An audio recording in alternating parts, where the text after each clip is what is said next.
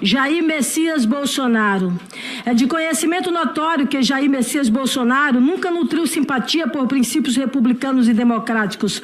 Prova disso é a extensa documentação trazida ao conhecimento desta CPMI e que comprova tais fatos.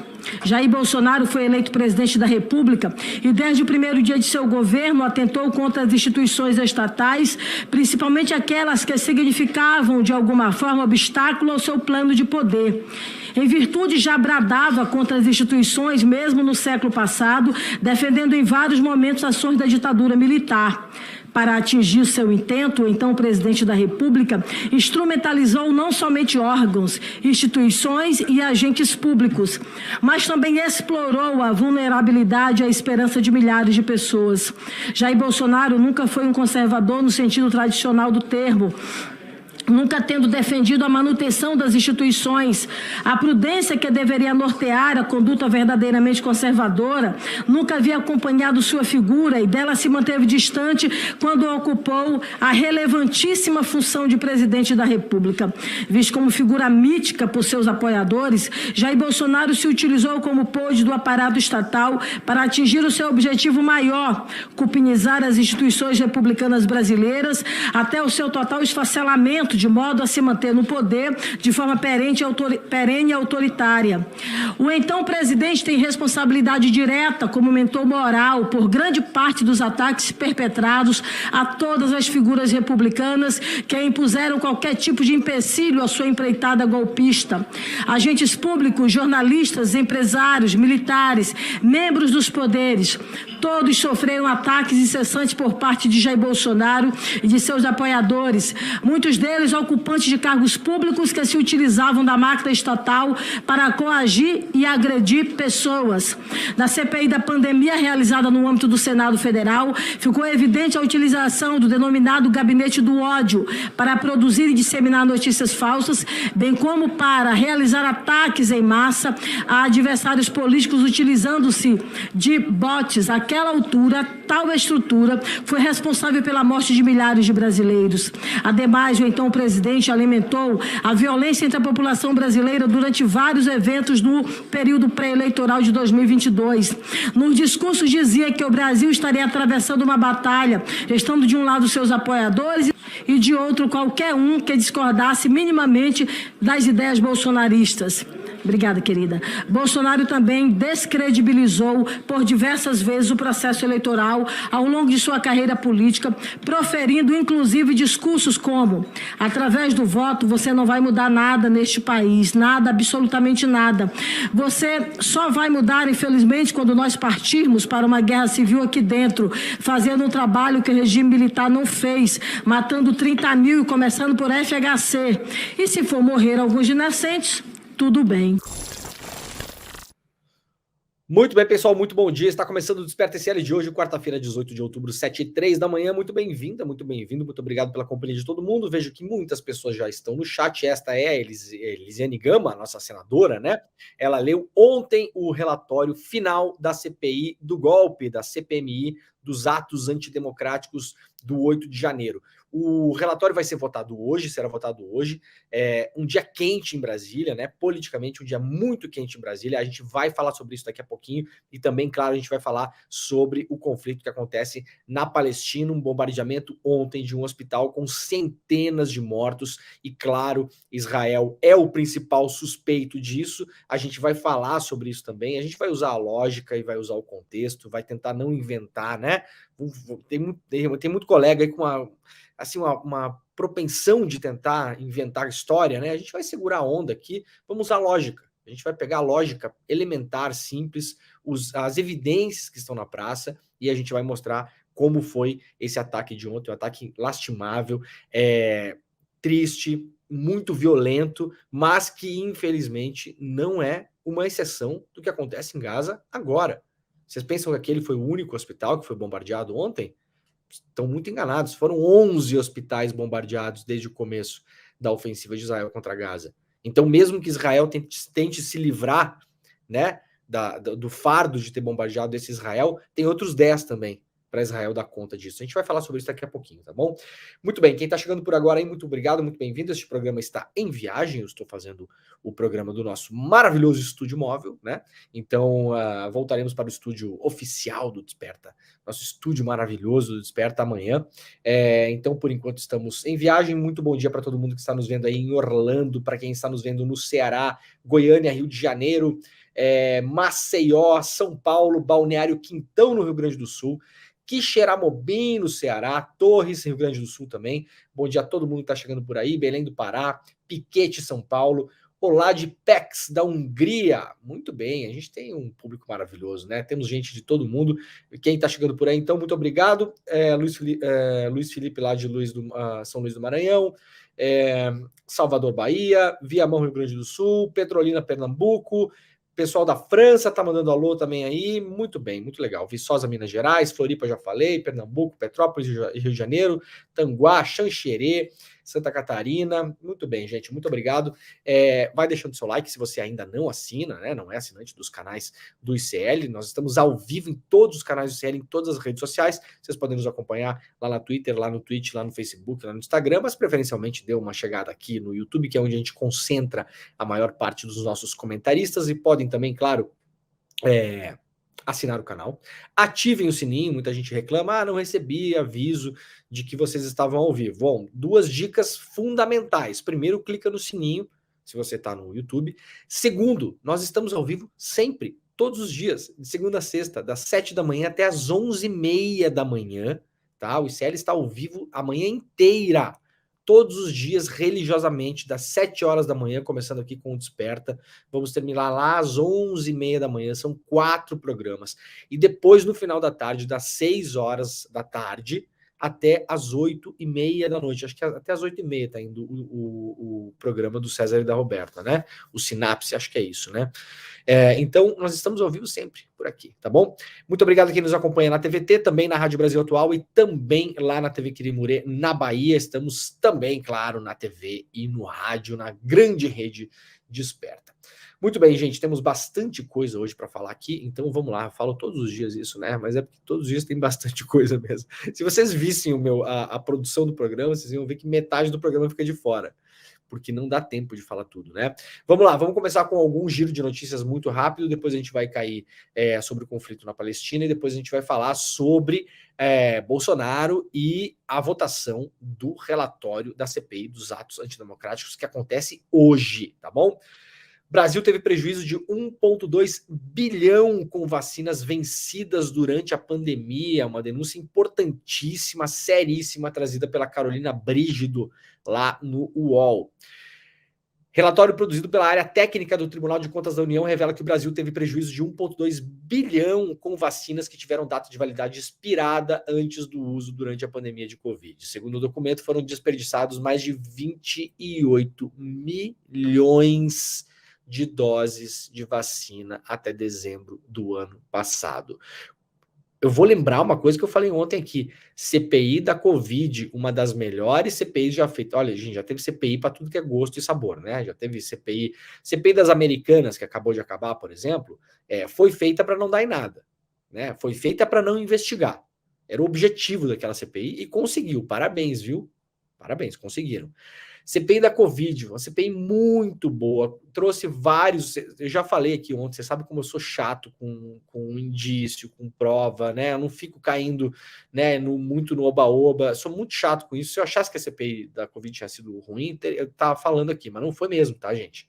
Muitos indícios lá, nota fiscal, transferência de dinheiro para paraíso fiscal, Bharat Biotech, grana na Malásia, não sei o que, e vai e vem, Singapura, na verdade, né? Muito indício de corrupção, não aconteceu absolutamente nada. Por quê? O senhor Augusto Aras, PGR, pegou o relatório e jogou no lixo, né?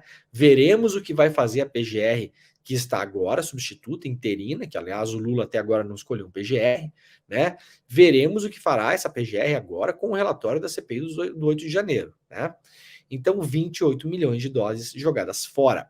Em março, o tribunal abriu uma tomada de contas especial para apurar o caso. A equipe do TCU chegou aos valores depois de cruzar dados do Ministério da Saúde, das secretarias estaduais de saúde e das secretarias municipais de saúde. As 13 esferas são responsáveis pelo prejuízo. As vacinas foram adquiridas entre 2021 e 2022 e se inserem em um total de 820 milhões de doses compradas e recebidas como doação. Nesta quarta-feira, o relator do processo, o ministro Vital do Rego, apresentará um encaminhamento para a situação, que será votado pelo plenário do TCU.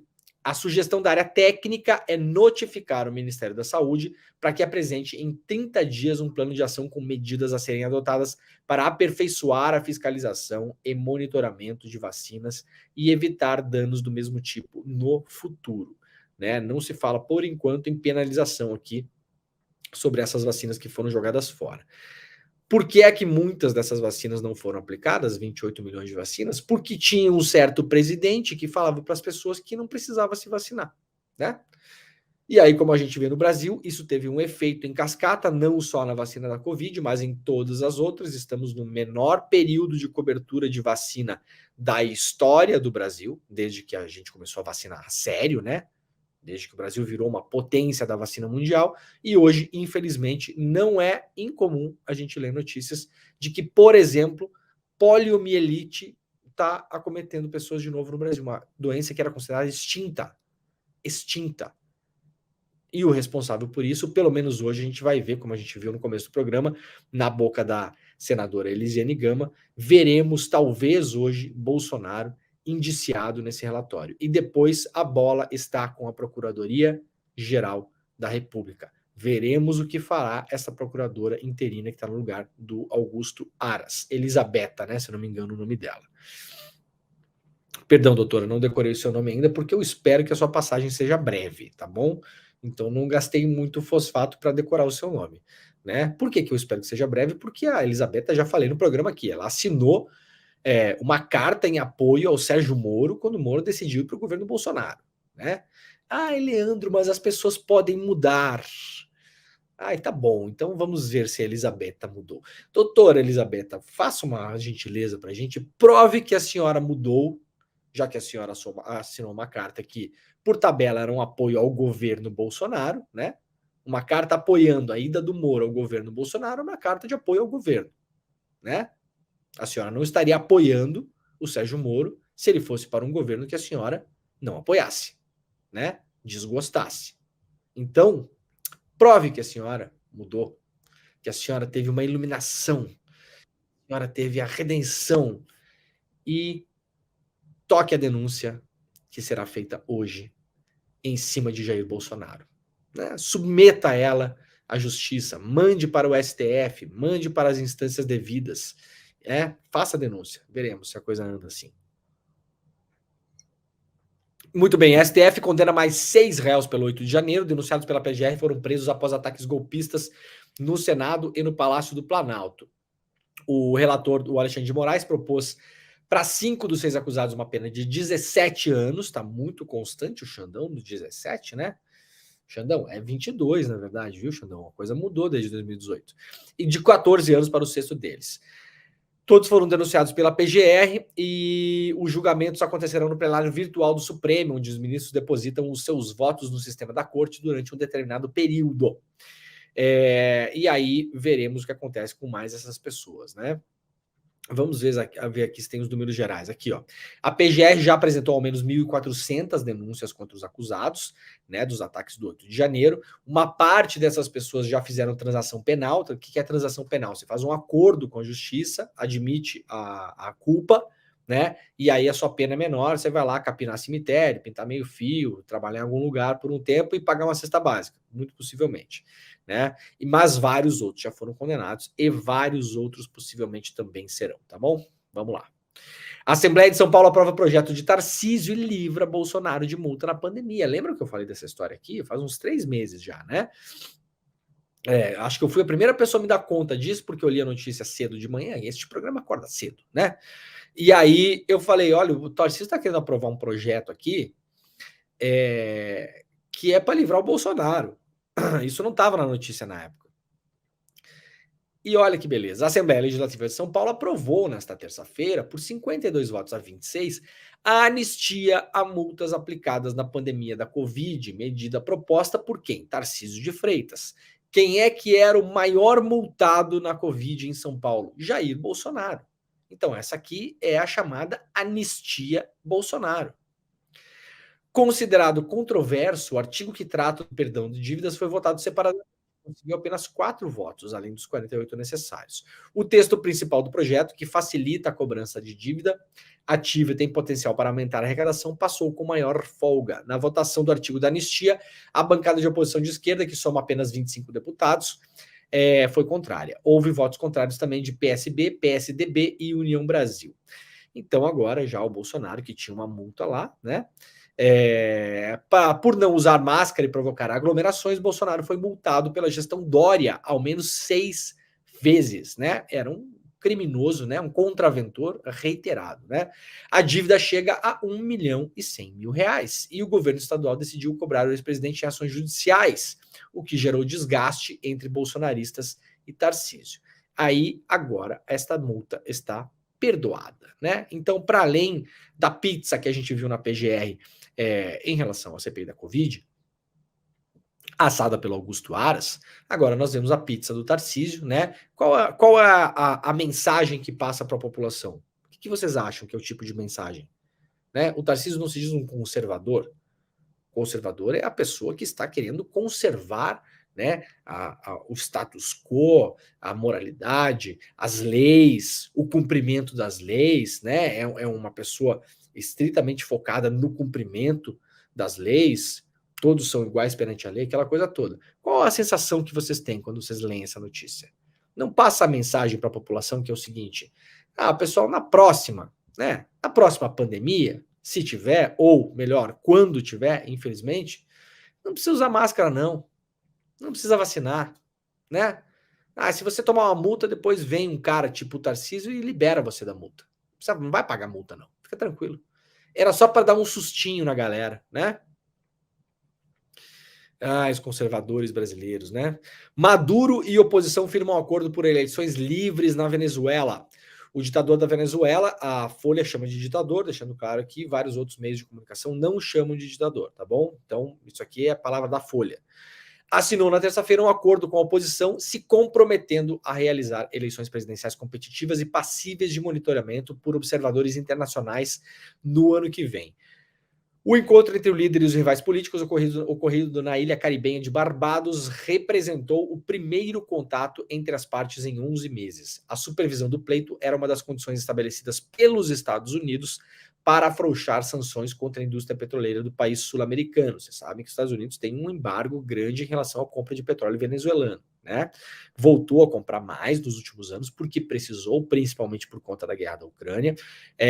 Inclusive representantes do governo dos Estados Unidos de primeiro escalão foram até a Venezuela, conversaram com o Maduro, ao contrário da extrema-direita brasileira, que acha que não tem que falar com o cara que está sentado em cima da maior reserva de petróleo do mundo, né? Tem gente no Brasil que acha que isso não é importante. Então, notícia importante, né? O Brasil tem um papel nisso também, porque o Brasil também começou negociações lá com o Maduro depois de ter... depois do governo Bolsonaro ter cortado relações, né? Na segunda-feira, o presidente Luiz Inácio Lula da Silva, a segunda-feira que passou agora, essa, né? Conversou por telefone com Maduro sobre as eleições e a negociação em curso. Na noite dessa terça-feira, Lula saudou a assinatura de uma publicação em uma rede social. Também na terça-feira, o Celso Amorim, assessor especial para assuntos internacionais da presidência, acompanhou a reunião que terminou com a assinatura do acordo. Em nota, o governo brasileiro afirmou que o entendimento entre as forças políticas venezuelanas mostra que o diálogo é capaz de trazer resultados efetivos. Para quem estava torcendo para o Brasil ficar distante da Venezuela, quebrou a cara, e isso era ruim para todo mundo, então que bom que quebrou a cara. Gente, vamos lá falar de Palestina e Israel. Antes de mais nada, ontem nós estreamos aqui, né, ao vivo neste programa, o nosso maravilhoso portal do ICL Notícias. Para quem não acompanhou o programa de ontem, então já tira um tempo agora, tá? Faz o que eu tô mandando agora. Pega, abre uma aba nova no seu navegador, tá bom? Eu vou esperar para você abrir a aba. Avisem quando abrirem a aba. Abriu? Tá bom. Agora digita iclnoticias.com.br. Olha que maravilha. Vocês estão vendo aqui? Olha só. Olha, a Heloísa Vilela está aqui. Olha aqui. Incrível, né? iclnoticias.com.br. Nós estreamos o nosso portal. Foi lançado na segunda-feira. E aí, ontem, aqui nos programas, a gente divulgou o portal. Então, já coloca nos seus favoritos. É o mais novo portal do Brasil, um portal noticioso, vai ter hard news, vai ter matéria especial, já vou falar sobre isso agora aqui, vai ter análise, vai ter opinião, vai ter trecho dos vídeos, o pessoal do portal, que é tocado pelo Chico Alves, vai pegar vários trechos dos vídeos dos programas do ICL e transformá-los em notícia escrita também, muita gente gosta, né, até prefere consumir notícia assim, e realmente tem muita coisa interessante, que é falado ao longo dos programas do ICL, que ontem, por exemplo, estava rolando o ICL Notícias primeira edição, e estava perdão, não sei se foi ontem ou segunda-feira, foi ontem, eu acho, e estava o embaixador do Brasil em Israel, estava dando uma entrevista, e em um determinado momento da entrevista ele falou o seguinte, olha, a fronteira com o Egito, para a passagem das pessoas que estão em Gaza, que querem sair de Gaza, ela é uma decisão militar do exército israelense. Então nós estamos aguardando o exército de Israel tomar essa decisão. Isso é notícia. Por quê? Nós ouvimos ao longo dos últimos 12 dias que a fronteira com o Egito, ela não estava sendo aberta porque o Egito não queria. Isso, em boa medida, é verdade. O Egito está preocupado porque entrará 500 mil de refugiados no território do Egito. Vocês imaginem qualquer país abrindo uma fronteira desse jeito? É claro que tem uma preocupação. O que faremos com essas pessoas, onde elas ficarão, como alimentaremos essas pessoas, a questão da segurança, há também a preocupação do Egito de que militantes do Hamas passem para o outro lado, claro que é uma preocupação legítima, mas ontem um furo de reportagem do ICL, né, dado ao vivo pelo embaixador, falando, olha, isso é uma decisão que cabe ao exército israelense, uma decisão militar, e isso vai contra a narrativa do que nós ouvimos nos últimos dias, né, então teremos. iclnoticias.com.br. Primeira notícia do dia aqui que eu quero mostrar para vocês, a Heloísa Vilela, a nossa colega, jornalista, repórter, foi enviada para cobrir a guerra em loco. Então estaremos publicando a partir de hoje o diário de guerra lá no iclnoticias.com.br.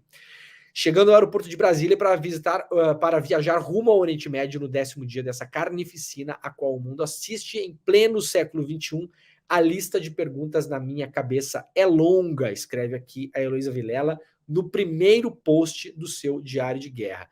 Afinal, quem vai pôr um fim a isso? Como é possível, depois de tantas lutas, letras de música, poemas e protestos, peças de teatro que denunciam, cobram e sonham com um mundo mais justo, que essas imagens invadam pequenas e grandes telas mundo afora? Então a gente vai ter aqui o texto da Heloísa, brilhante, junto com a apuração jornalística. Heloísa, então, boa sorte, tenha cuidado. Mandei vários áudios para a Heloísa ontem, muito preocupado, claro, mas claro, ela está indo em segurança, né? Isso é uma operação pensada, organizada, então teremos no ICL uma correspondente do conflito entre Israel e Palestina em loco. Heloísa Vilela viajou ontem, né? Então, muito em breve teremos posts, então acompanhe lá no iclnoticias.com.br. Vamos lá, então, lá já várias notícias publicadas no portal, eu vou ler algumas delas que foram publicadas essa manhã. Hezbollah anuncia dia de fúria sem precedente em reação ao ataque ao hospital em Gaza. Todos imagino que viram ontem, um hospital foi atacado em Gaza, centenas de mortos com uma única explosão. O suspeito principal, evidentemente, é Israel. Gente, pelo amor de Deus, tá? Às vezes as coisas elas são só o que elas parecem ser mesmo, tá bom? Qual é a chance? Quem está bombardeando Gaza neste momento? Israel. Quantas áreas residenciais Israel já bombardeou? Várias. Várias. Quantas escolas Israel bombardeou? Várias. Quantos hospitais Israel já bombardeou? 11 hospitais em Gaza. Um para cada dia de bombardeio. Estamos no 12º dia, Israel começou a bombardear no segundo. Então são 11 dias de bombardeio. 11 hospitais bombardeados por Israel. O tamanho da explosão, quem é que tem armas na região capaz de matar 200, 300, 400, 500 pessoas, como foi divulgado ontem, inclusive pela Al Jazeera, com uma única explosão? Quem? Não há arma possível nas mãos dos grupos Jihad Islâmica e Hamas que sejam conhecidas até hoje. Isso não é a minha opinião. Ontem, especialistas em guerra, veteranos de guerra dos Estados Unidos, inclusive, falaram isso ontem na NPR, na MSNBC, analistas da MSNBC falando isso, analistas da BBC em Londres falando isso. Não há relatos de armas que estejam na mão do Hezbollah, ou da Jihad Islâmica, ou do Hamas, ou de qualquer um desses grupos, capaz de, com uma explosão, matar 500 pessoas. Quanto menos a versão de Israel. De novo, cabe a Israel provar que não foi Israel. Por quê? Porque quem está bombardeando Gaza é Israel. Quem bombardeou 11 hospitais foi Israel. Quem bombardeou escolas é Israel. Quem está bombardeando áreas residenciais e colocando no solo prédios residenciais inteiros é Israel. Então cabe a Israel provar que não foi Israel que bombardeou mais este hospital. Vamos usar a lógica, o contexto e as evidências? Cabe a Israel provar que o Hamas ou a Jihad Islâmica tem um míssil capaz de matar 500 pessoas numa explosão. Vamos usar a lógica de novo? O Hamas, alegadamente, está se usando muito essa palavra agora, né? Alegadamente, que é um anglicismo feio, inclusive, né? Bombardeou Israel com 3.000 foguetes. Vocês lembram disso? Isso tudo começou desse jeito, né? Esse último episódio, claro que não, mas esse episódio de agora começou assim. Israel teve que usar o seu escudo antimísseis, só que vários desses foguetes caíram em território israelense. 3.000 foguetes. 3.000. Mais ou menos 600 a 700 pessoas, não se sabe exatamente ainda, mas vamos colocar 600 pessoas, 700 pessoas foram mortas nesses ataques bárbaros do Hamas, né? Terríveis do Hamas contra civis israelenses. 3.000 foguetes, de novo, 3.000 foguetes mataram algumas centenas de pessoas. 3.000 foguetes. Vamos supor que, claro, talvez a maioria tenha sido interceptada pelo escudo antimísseis, antifoguetes de Israel, mas vários caíram em território israelense. Vários. Não foram 10, nem 20. 100, 200, 300, 400, 500. Centenas de foguetes caíram. Mataram algumas centenas de pessoas. E agora, a versão de Israel é que um foguete do Hamas ou da Jihad Islâmica matou 500 pessoas. Vamos usar a lógica para a gente não ficar batendo cabeça? Faz algum sentido para vocês? A história é pior ainda. Israel diz que um foguete foi lançado, teria perdido o controle, explodido parcialmente no ar e caído em cima do hospital. Então não é sequer um foguete lançado diretamente, com toda a carga de explosão que poderia ter. Não, é um foguete que se perdeu. Então, vamos usar a lógica nessa história toda, pelo amor de Deus. Lógica, contexto, bom senso. Alguém é capaz de conseguir dizer o que aconteceu? Não. Em uma guerra, a primeira a morrer é a verdade. Vocês sabem disso, né? Tudo bem. Vai depender de uma apuração independente e tal, se é que um dia se consiga chegar a tal. Não sabemos. Agora, o que a gente está fazendo, nós e jornalistas do mundo inteiro, com exceção de alguns, né, estão fazendo o mesmo exercício de lógica. Quem é que tem capacidade militar para, com uma explosão, matar 500 pessoas? Não é o Hamas, não é a Jihad Islâmica, é Israel. Quem é que está bombardeando Gaza? Israel. Quem bombardeou 11 hospitais? Israel. Quem foi que 3 dias atrás mandou evacuar hospitais, inclusive esse bombardeado? Israel. Quem está dizendo isso sou eu? Não, é a ONU. A ONU falou isso. A ONU publicou ontem na sua conta oficial que Israel tinha pedido para evacuar o hospital que foi bombardeado. Então vamos ficar dentro de né? A gente não pode extrapolar demais. Cabe a quem está dizendo que foi o Hamas e a Jihad Islâmica provar. A prova está desse lado, não do outro. Do outro lado, há todas as evidências possíveis para se acreditar que o principal suspeito é Israel. Tá bom? Para ficar bem claro aqui, né? E agora, claro, a coisa está se espalhando aqui no iclnoticias.com.br, já vê uma movimentação do Hezbollah. O Hezbollah, para quem não sabe, fica lá em cima, né? Na fronteira norte de Israel, nas colinas de Golã. É um grupo diferente do Hamas, porque basicamente é um grupo que tem um exército regular, é um grupo maior também. E depois do ataque ao hospital de ontem, essa movimentação começou a acontecer com mais intensidade, né? Vamos lá, então. Biden desembarca em Israel e é recebido por Netanyahu. Hoje, o Biden está lá numa viagem para mostrar apoio a Israel. Não me surpreende se mandar dinheiro para Israel também. Lembrando que eu falei ontem aqui, né, que o contingente militar que Israel mobilizou para cercar e bombardear Gaza é maior, quase o dobro do contingente que a Rússia mobilizou para invadir a Ucrânia. Para vocês terem a ideia da dimensão dessa história. Gaza é infinitamente menor do que a Ucrânia, né? Gaza não tem exército regular como a Ucrânia. Pra vocês terem o tamanho, a ideia do tamanho, né? O presidente da autoridade palestino, Mahmoud Abbas, e o presidente do Egito e autoridades da Jordânia desmarcaram encontro agendado com o Biden. O Biden vai se encontrar com o Netanyahu, né? O Netanyahu, para quem não sabe, é um Bolsonaro, é um Trump, é uma dessas pessoas. Tá?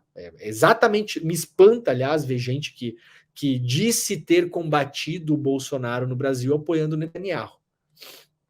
Aí a gente vê como as máscaras caem de fato, né? Pessoa que se disse, falou do Trump, do Bolsonaro, apoia Netanyahu. É a mesma coisa, essa gente. Netanyahu, neste exato momento, claro, é muito pior do que Trump e Bolsonaro, porque está empreendendo uma ação militar assassina, né? E como chamou o governo da Espanha ontem, oficialmente, um genocídio planejado. Aspas, palavras do governo da Espanha, da ministra espanhola. A gente mostrou um trecho ontem aqui, né? Vamos lá, então. O Conselho da ONU analisa hoje a resolução sobre o conflito entre Israel e Hamas, também lá no ICL Notícias. O Conselho da ONU vai analisar hoje o projeto de resolução elaborado pelo Brasil sobre o conflito no Oriente Médio. O texto pede pausas humanitárias na troca de agressões entre Israel e o grupo palestino do Hamas, para permitir o acesso de ajuda humanitária à faixa de Gaza. A reunião acontece hoje às 10 horas da manhã, horário de Nova York. Essa análise do projeto a resolução do Brasil, ela vem sendo falada desde ontem, muito em vários meios de comunicação. Eu estava acompanhando ontem, quase a tarde inteira, né? Falaram no mínimo 3 vezes durante a tarde da proposta do Brasil, que está colocada na mesa. E na votação que aconteceu na segunda-feira, onde derrubaram a proposta da Rússia, basicamente porque a Rússia não citava o Hamas, né? O que foi um erro, claro, estratégico da Rússia, né? A Rússia poderia ter feito vários poréns ali, mas você não vai para uma resolução na ONU sem citar uma das partes. Seria ridículo se não citasse Israel também, por exemplo, né? Então, a proposta do Brasil é diferente.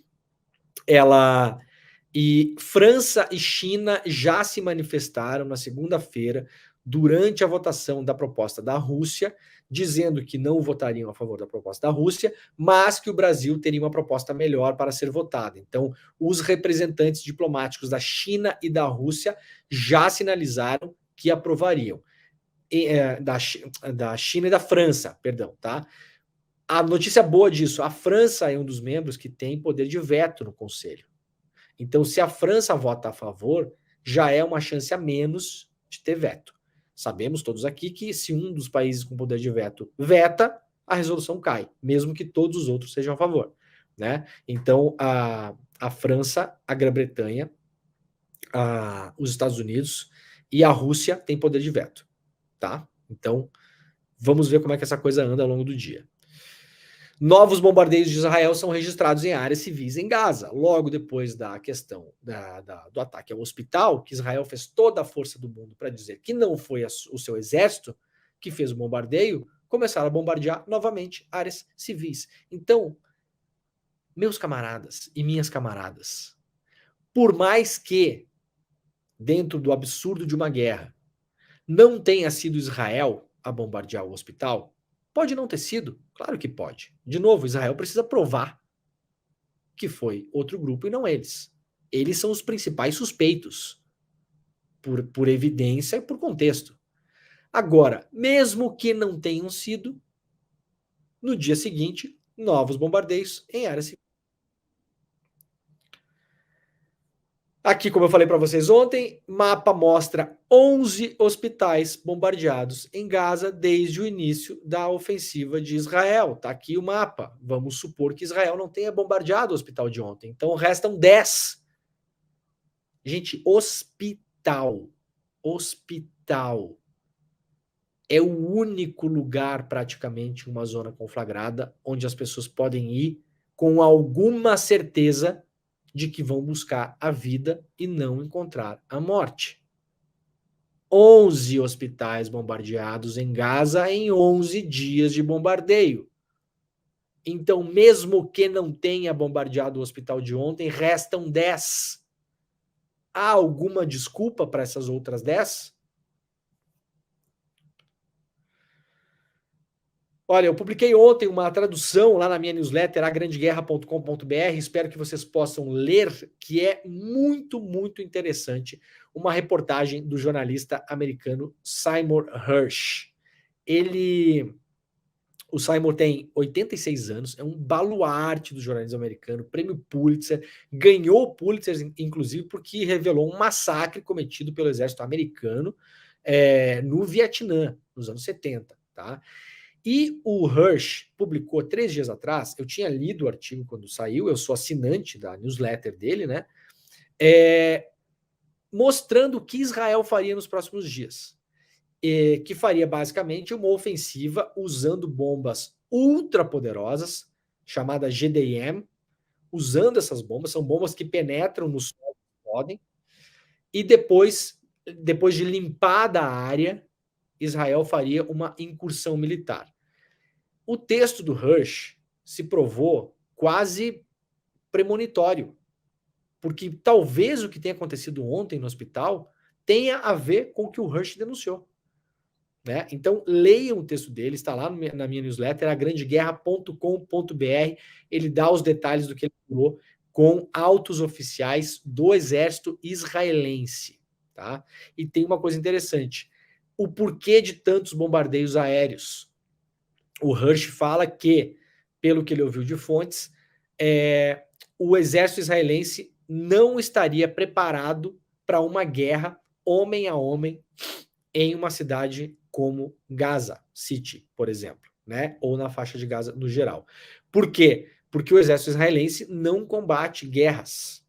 O exército israelense está basicamente na Cisjordânia, né? E nas cidades de Israel, ou protegendo as cidades, ou protegendo os assentamentos ilegais que são feitos por Israel na Cisjordânia. Então, basicamente, dando porrada em palestino. É o que eles estão fazendo lá. Eles não estão... Quando se fala, né, o exército israelense é um dos melhores do mundo. O Hersh coloca em dúvida isso aqui. Quais são as guerras que o exército israelense vem enfrentando nos últimos anos? Nenhuma. Então há um medo, há um receio dos oficiais de que esses soldados não se deem bem numa história de combate homem a homem. Por isso explica a quantidade de bombardeios aéreos. Eles vão fazer de tudo para arrebentar Gaza do alto e entrar só quando for necessário. Com uma guerra, talvez já ganha, né? Olha, rapidamente lá no Twitter, então, ontem eu publiquei um post muito importante que foi publicado pelo Hanania Naftali. Esse cara é um cara que trabalha com o Netanyahu e ele é tipo um capitão do gabinete do ódio do Netanyahu, tá? Ele é o digital influencer do governo, trabalha para o governo, portanto. tá bom? Tá aqui a foto dele despachando com o Netanyahu, aqui, ó. Tá bom? Ele é um desses caras que cresceu tipo no bolsonarismo, sabe? A história dele, ele mandou um e-mail, não, mandou uma mensagem no Facebook, essa história é verídica, tá, gente? Contada por ele próprio, inclusive. Esse cara era um moleque, ele mandou uma mensagem no Facebook pro Netanyahu, igual esses puxa-sacos do Bolsonaro, sabe? Essa gente que hoje é digital influencer do Bolsonaro, é tudo do mesmo jeito, se aproximou do Bolsonaro como fã, né, para puxar o saco. E acabou que foi levado para o governo. Esse cara é a mesma coisa. O Netanyahu apadrinhou ele foi trabalhar no governo, virou o principal digital influencer do governo, é um cara que é o advisor, né, o cara que toca lá as redes sociais do governo, e ontem, quando teve as notícias do bombardeio, esse cara publicou no Twitter que tinha sido Israel que tinha bombardeado o hospital de Gaza. Tá aqui, ó, breaking. Força Aérea de Israel pega o Hamas, né, a base terrorista do Hamas, dentro de um hospital de Gaza. Vários terroristas mortos, disse ele aqui, né? E daí falou, me quebra o coração que o Hamas está lançando foguetes de hospitais, escolas, blá, blá, blá. Então, o assessor oficial do governo de Israel, assessor direto do Netanyahu, publicou no Twitter que o bombardeio ao hospital tinha sido feito pela Força Aérea.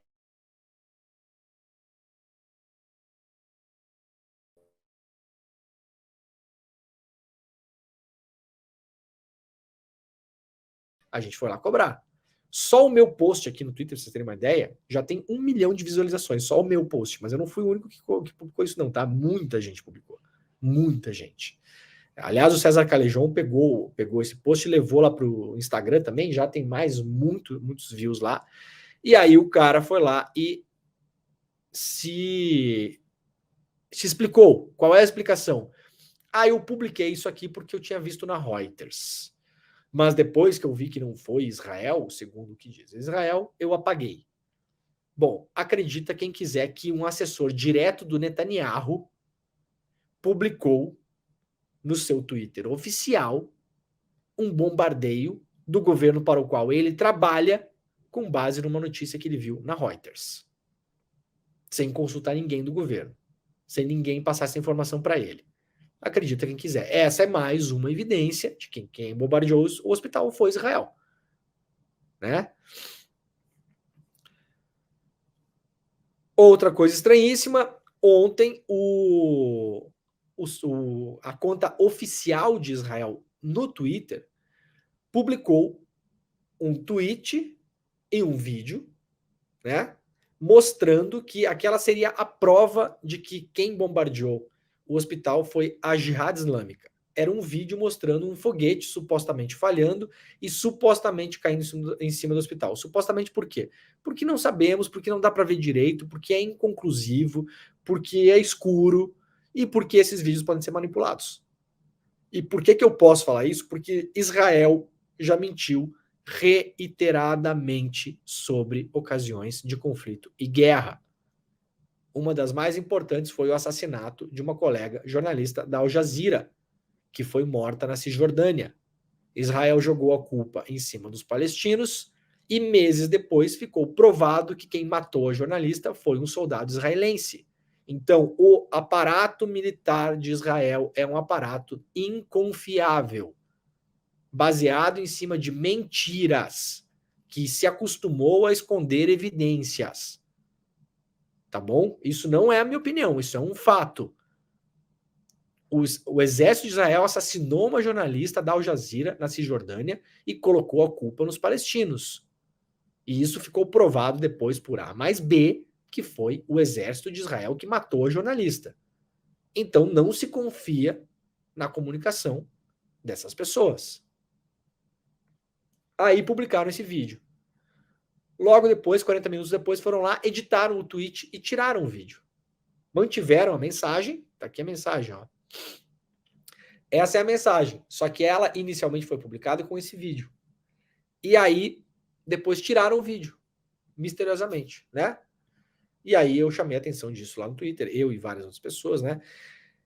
E é estranho, né? Porque era a principal prova de Israel, era o tal do vídeo. Aí Israel vai lá e tira o tal do vídeo, né? Então, temos aí mais um indício. Bom, os protestos, claro, estão explodindo no Brasil. O nosso querido William De Luca separou vários lá no Twitter dele. Então, aqui temos protestos no Canadá, isso depois do bombardeamento do hospital. Temos protestos na Jordânia, olha o tamanho do protesto na Jordânia. Temos protestos na Turquia, temos protestos também em Bagdá, aqui tudo separado pelo William De Luca. No Cairo, no Egito, e, por último, no Líbano. Olha o tamanho desse protesto no Líbano. Então, a coisa está esquentando de fato em relação a esse assunto. E aí, por fim, Israel promete ajuda humanitária para civis que se deslocarem para o sul da faixa de Gaza. Acredite quem quiser. Israel, até ontem, estava bombardeando as rotas de fuga dessas pessoas e assassinando pessoas que simplesmente tentavam buscar um lugar mais seguro para suas vidas, porque estão sendo obrigadas em massa a sair de onde moram e ir para outros lugares, e isso é ilegal, segundo as convenções de Genebra, que Israel assinou de modo voluntário, tá bom? Então, muito bonito, né? Você força uma migração em massa e depois fala que vai ajudar as pessoas. Bom, gente, vamos lá, então. Olha aqui, ó. Vírus zumbi. Vamos separar outras notícias aqui importantes também, tá? Conheço 6 vírus que estão acordando após 50 mil anos devido ao aquecimento global. Vocês sabem que este programa tem falado muito sobre aquecimento global. E isso aqui é mais uma das coisas preocupantes publicadas lá pelo jornal o Globo. Teve uma vez que eu li uma notícia, aliás, tinha uns pesquisadores, eles estavam descongelando. Eles foram até algumas regiões do planeta que tem aquela neve, aquele gelo eterno, né, que se chama, né, espero que seja eterno, né, eterno enquanto durar né, a temperatura. E eles faziam, assim, uns buracos no gelo e tiravam um pedaço de gelo lá das profundezas. E aí descobriram que tinha vários vírus que estavam lá, congelados, que a humanidade não conhecia. E eu até fiz a brincadeira na época, meu Deus, para que você vai tirar esse negócio de lá, José? Deixa lá essa coisa, né? Foram lá tirar o negócio. Mas agora essa notícia vai nesse sentido também, né? Uma equipe de cientistas franceses está há anos estudando os chamados vírus zumbi, patógenos adormecidos há mais de 50 mil anos, que podem voltar à vida e infectar humanos devido ao aquecimento do planeta e, consequentemente, ao derretimento das calotas polares que estão congeladas. Os cientistas são liderados pelo virologista Jean-Michel Claverie, de 73 anos, que passou mais de uma década estudando vírus gigantes, incluindo aqueles com quase 50 mil anos que foram encontrados nas profundezas das camadas do permafrost na Sibéria. Aí, ó, eu acho que era esse francês que estava indo lá catar vírus lá, que eu fiquei preocupado. Ano passado, os cientistas e sua equipe fizeram uma investigação extraindo vários vírus antigos do permafrost. É ele mesmo, Jean-Michel. Ô, Jean-Michel, cuidado aí, Jean-Michel. Pelo amor de Deus. E descobriram esses vírus, né? Todos eles prejudiciais à saúde e infecciosos. Foram, ao todo, 13 novos vírus, incluindo um vírus congelado em um lago há mais de 48 mil anos. Então, esses são... Aqui tem, na matéria do Globo, tem uma lista dos vírus, né? Pandora vírus. Vamos escolher, parece um menu da próxima pandemia, né? Meu Deus, que horror. Pandora vírus. Megavírus mamute. Pac-Man vírus. Os caras estão de sacanagem, né? Pac-Man vírus lupus. Tem vários aqui, né? Fitovírus. Ai, eu não quero nem ler para não me acostumar, né? Com o nome dessas coisas aqui. 50 mil anos atrás, no tempo, nos levam à época em que o Neandertal desapareceu da região. Se os Neandertais morressem de uma doença viral desconhecida e este vírus ressurgisse, poderia ser um perigo para nós, explica o cientista, né? A hipótese deles é que os Neandertais possam ter sido extintos, entre outras coisas, por vírus, né? Na época não existia vacina, né? Essa aqui é a época do Bolsonaro, né? A época Neandertal, quando não existia vacina ainda. Então, na época do Bolsonaro, tem essa hipótese.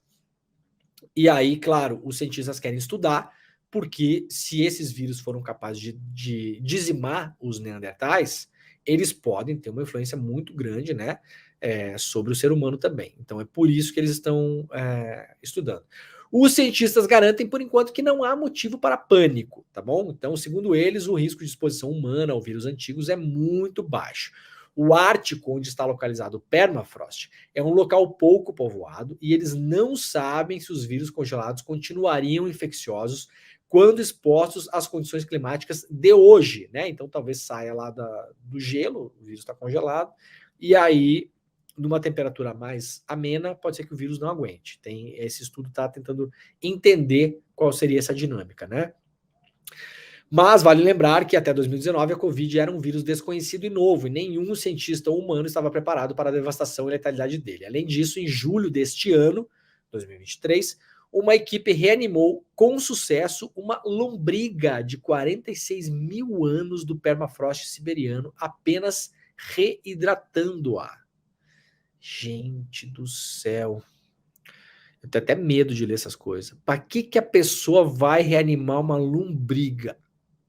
Para estudar, claro, né?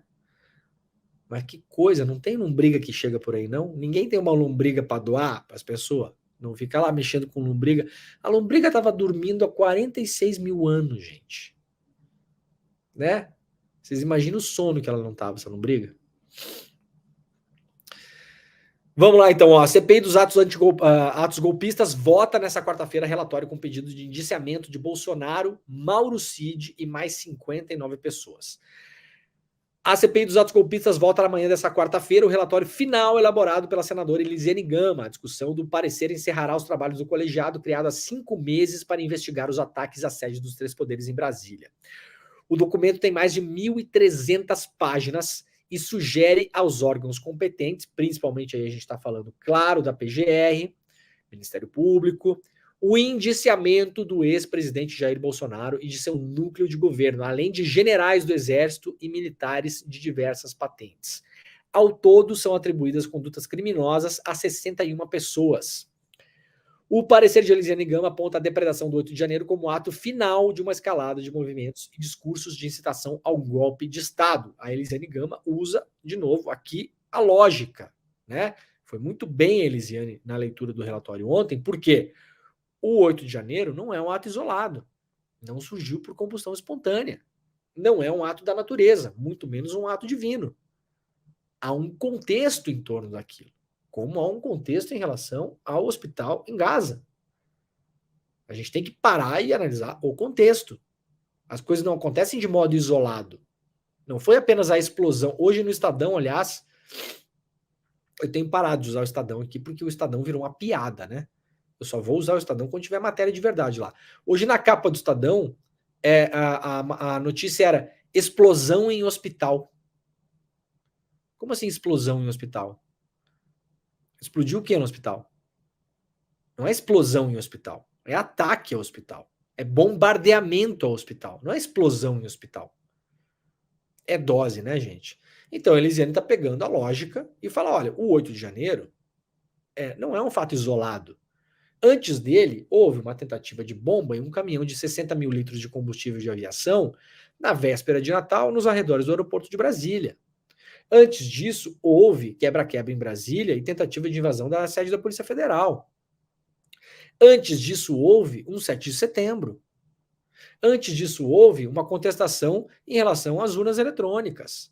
Antes disso, houve um outro 7 de setembro, no qual o então presidente da República, o Neandertal, foi até a Avenida Paulista e chamou o Alexandre de Moraes, um ministro da Suprema Corte, de canalha, dizendo que não cumpriria mais nenhuma ordem da Suprema Corte.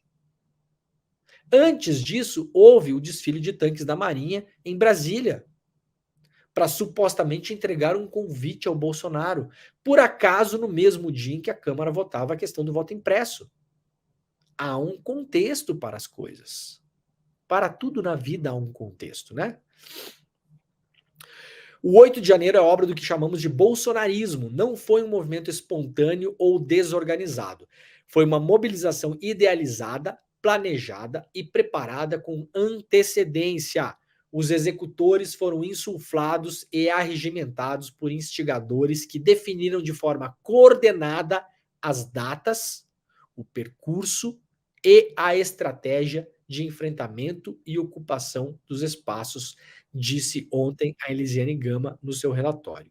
Nós mostramos no começo do programa aqui, para quem está chegando agora, se quando terminarmos aqui quiser voltar, volta a barrinha, bem no comecinho do programa, a gente colocou um vídeo de 2 minutos e meio da Elisiane Gama, que é o trecho principal onde elas pedem o indiciamento do Bolsonaro. Quem quiser ver, pode voltar lá no começo para ver. Aqui no ICL Notícias, publicado hoje de manhã também, entre os 16 financiadores do golpe denunciados pela CPMI, 13 são fazendeiros. Então, isso aqui é um retrato importante para a gente entender. Quem é que financiou a tentativa de golpe de Estado no Brasil? O agro, tá bom? Tem muita gente bacana no agro, eu conheço várias pessoas que fazem agroecologia, que são preocupadas, que têm consciência. Beleza, não estou falando de vocês, tá bom? Parabéns para vocês. Mas quem financiou a tentativa de golpe de Estado, segundo a investigação da CPI, foi o agro.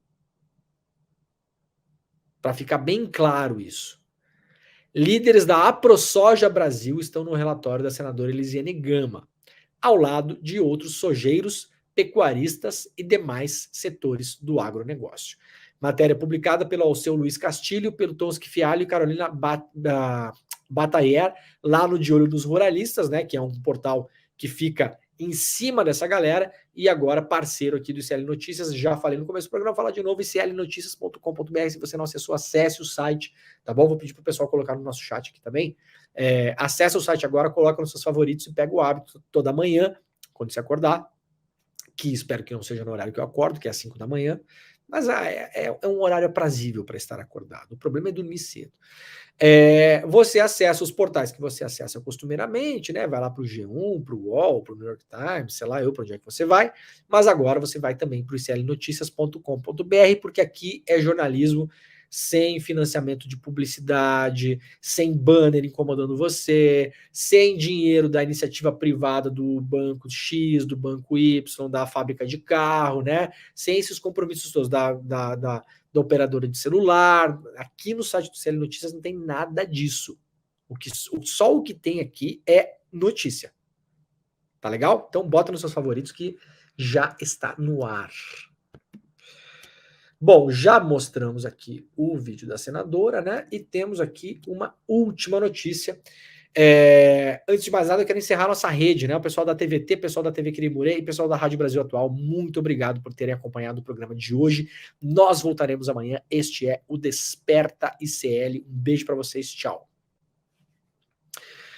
Gente, uma última notícia aqui relacionada também a isso, né? Hoje vai ter a leitura do relatório. Então foram 61 pedidos de indiciamento, 48 milhões de documentos, lembrando que foi essa CPI que conseguiu toda a documentação do e-mail do Mauro Cid. Isso aqui foi um negócio histórico, importantíssimo, que deu clareza sobre toda a movimentação, principalmente as negociatas de grana do governo Bolsonaro. Nós só vimos isso graças à CPI, né? Os famosos e-mails do Mauro Cid. Então, isso aqui, o UOL fez um levantamento interessante para quem quiser ver a CPI em números, né? Então, tem aqui, o relatório da Elisiane Gama, 1.300 páginas. Acusações contra 61 pessoas. Foram citados ao menos 16 crimes que teriam sido cometidos por essas pessoas. O nome Bolsonaro é citado 268 vezes no documento. As penas podem chegar, né? Caso a PGR denuncie o Bolsonaro, caso a justiça aceite a denúncia e caso o Bolsonaro chegue a ser condenado, entenderam? Tem várias etapas em relação a isso, né? O Bolsonaro é indiciado por 4 crimes: associação criminosa, violência política, tentativa de abolição violenta do Estado Democrático de Direito e golpe de Estado. Tá? O coração disso aqui é basicamente o coração das denúncias das pessoas que estão sendo condenadas pelo STF agora, lá pelo plenário. Então, caso o Bolsonaro poderia pegar até 30 anos de prisão. Tá bom? Caso. Mas tá aí, tá aberta, né? Está aberta a corrida.